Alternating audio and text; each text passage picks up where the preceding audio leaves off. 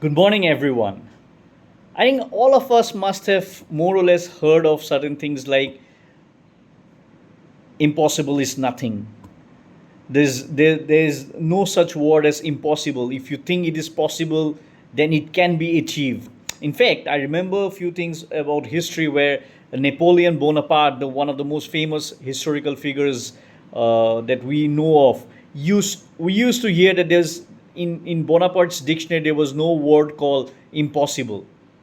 And in fact, if I remember, Kobe Bryant, the famous American basketball player who had passed away a few years ago, who had been one of the greatest basketball players, one of the most influential sportsmen that we have seen in this world, he used to coin a term called Mamba mentality, which was basically to become the best version of yourself. And in fact, to go further on that, Mamba mentality used to speak about few things like fearlessness, relentlessness, passion, obsessiveness, and resilience. So, if if we consider these five six terms that Mamba mentality used to speak about, if we think about things like there's nothing called impossible, everything is possible if you can think of, then we can give this example of the recent victory of Team India over Bangladesh at the Green Park, Kanpur. Well, if ever you need to give an example to somebody that everything can be possible if the mind thinks about it. If the mind thinks that, okay, I have to do it, then you'll find a way. Where there's a will, there's a way. So, why I'm talking about this is this victory over Bangladesh, which is a low ranked test nation, and of course, they won over Pakistan, but in terms of competitiveness, they are nowhere close to like an Australia team or a England team or even a South African team. But here Team India was not encountering the force or might of Bangladesh. Here Team India had to fight the vagaries of nature. 3 days of a test match, out of which 2 days were completely washed off, that is 180 overs were lost. In the first day, almost the last session was washed off. So basically in the first 3 days where you can get around 200 and 70 overs, India could only bowl around 30 to 40 overs. And the last 2 days had almost around 180 overs, just over 180 overs left, considering the extended sessions. Now, how does a captain or how does a team try to win that kind of a match? And that's what Team India shown. And I think this is a watershed moment in the history of Team India's Test cricket, just like it was in 2001 when India won against all odds against Australia in the famous Eden Gardens Test match. Remember VVS Lakshman and Rahul Dravid? So this is that kind of moment. It might be against Bangladesh, but this was a win that will be talked about for generations, because here Team India decided that we will win this test match no matter what. And the mentality shown by the leader was the key thing here, because in any kind of team sport or any kind of team environment, it's the leader that defines the way the team performs. The leadership really counts, and that's what Rohit Sharma showed. In fact, if we hear what Ravichandran Ashwin told in a post-match interview, that when after dismissing Bangladesh in the first innings, when they came back to the dressing room, a brief chat took place because Rohit Sharma had to go back for opening the innings also. So as an opener, he had to get ready. But at the same time, as a captain, he told his team that we are going hammer and tongs. We are going to put up a total. Maybe we might get 400 in 50 overs, or maybe we might get bowled out for 100 or a 150 or a 200. No matter what, we need to get those runs quickly. And for everyone to buy that, thinking, to buy that notion that was developed by Rohit Sharma, probably definitely supported by, Gautam Gambhir and the support staff. Obviously, the seniors also pulled in like Virat Kohli or Ashwin or a Bumrah. So this clearly showed that Team India is a united force, and that's what they showed. It was absolute havoc. India scored, quick runs. It was amazing to see the way the team approached from the first batter from Jaiswal to the last batter, even Akashdeep, he smashed some sixes at the end. It was quite an amazing performance, and that's what I liked about this performance.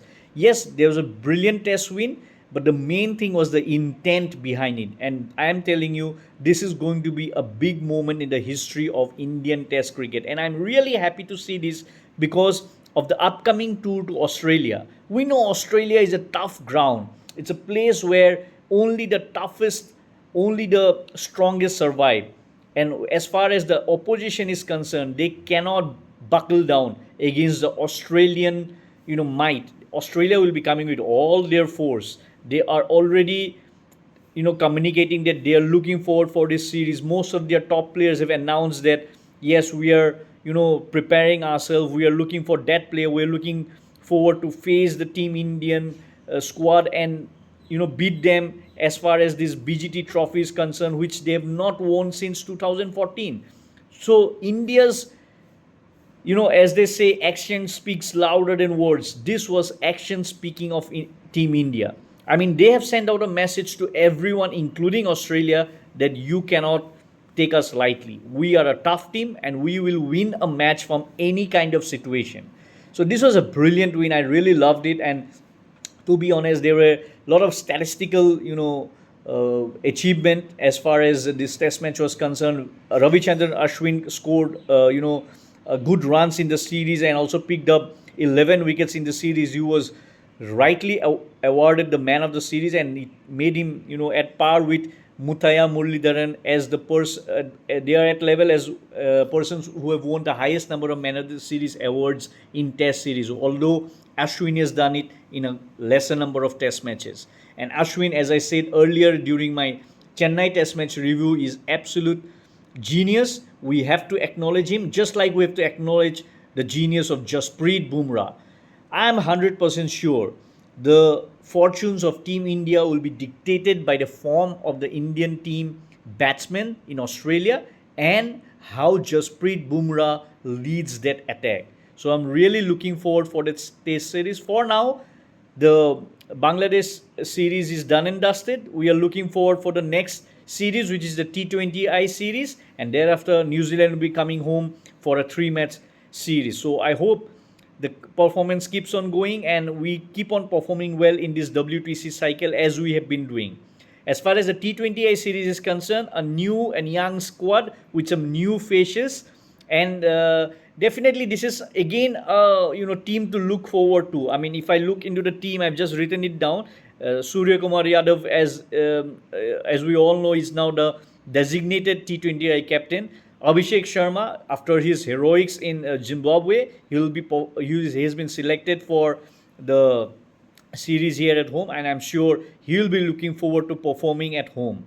Sanju Samson is there, and that's good to see. Rinku Singh is there. Hardik Pandya, our very own Riyan Parag, gets another chance, and it's really great to see the confidence of the selectors in Riyan Parag because he is a talented cricketer. And of course, in international cricket, you cannot immediately go and perform. You need to, get a series of matches, and that's what Parag is getting. And hope he really makes it count. In fact, Parag had performed pretty well in the Dilip Trophy. In fact, in the final match, which India A won, he was the top scorer in the second innings and really put up a good innings to put up a good total for India A. So Parag looks in good form, and I hope he performs as a all-rounder in this series. We've got Nitish Kumar Reddy, the talented player from Sunrisers Hyderabad, who had impressed everyone during the IPL. We have got Shivam Dubey. We have got the Wiley Washington Sundar. He's good to see him back, and I hope he lives up to his potential. He has got great talent. It's just that he has not been able to translate it fully into the international scene. I hope he utilizes this series as one of those most important series. He was good in Zimbabwe as far as bowling is concerned. Ravi Bishnoi, good to see him there. Varun Chakravarti is back. 2021, he was last picked. He did not have a very good outing. He's a mystery spinner, and I think this is a good move. And I suspect Gautam Gambhir's KKR connection must have played a role here, because he must have seen Varun Chakravarti from close quarters, and definitely With Gambhir now at the helm of affairs as far as Team India is concerned, his role of developing Varun Chakravarti at the international level will be a very, very important thing to watch out for. We've got Jitesh as the second wicket keeper after Samson. Arshdeep, of course, keeps on, proving himself, and this is another opportunity to prove himself as one of the leading strike bowlers in T20i format. And then we've got the brilliant and talented Harshit Rana, and the most exciting thing to watch out for will be Mayank Yadav, the fast speed merchant who really impressed everyone during the IPL by bowling almost speeds up to close to 160 mph. So this will be an exciting series to watch out for. So keeping it here for today, let's see how the T20I series pans out and how the future test matches against New Zealand pans out. So it was really a brilliant win by Team India, and the way things are going, the future is really bright for Team India.